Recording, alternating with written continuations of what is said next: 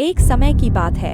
एक घने जंगल के बीचों बीच पेड़ों के बीच छिपा हुआ एक छोटा सा झोपड़ा था, जहाँ एक बूढ़ी औरत 3 लड़कियों के साथ रहती थी। तीनों ही लड़कियां बेहद खूबसूरत थीं, लेकिन सबसे छोटी लड़की सबसे ज्यादा आकर्षक थी। बूढ़ी औरत लड़कियों से सुबह से रात तक कड़ी मेहनत करवाती थी।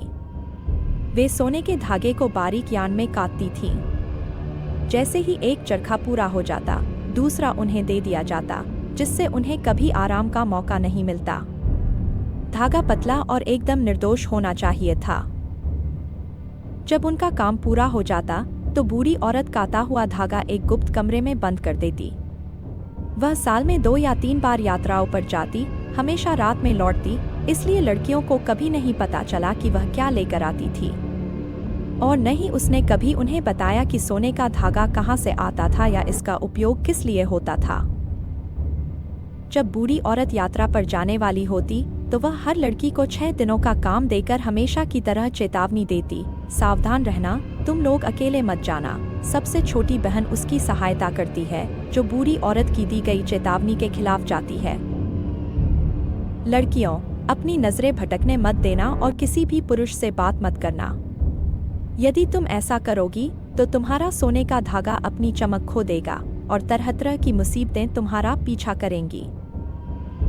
लड़कियां इस चेतावनी पर हंस पड़ी और सोचने लगी कि उनका सोने का धागा कभी अपनी चमक कैसे खो सकता है और वे किसी पुरुष से कैसे मिलेंगी, जब यह जंगल इतना एकांत था।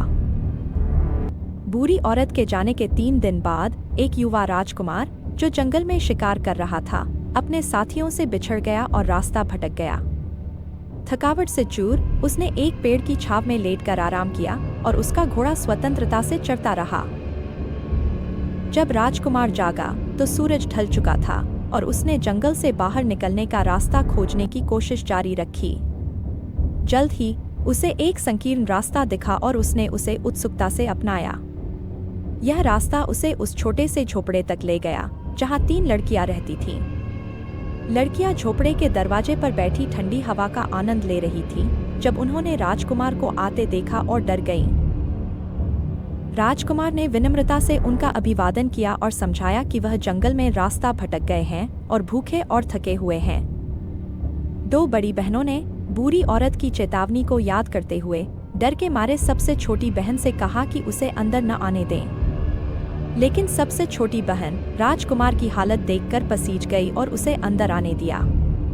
उसने उसे खाना खिलाया और उसकी बातों से मंत्रमुग्ध होकर बूढ़ी औरत की चेतावनी को भूल गई और घंटों तक उससे बातें करती रही।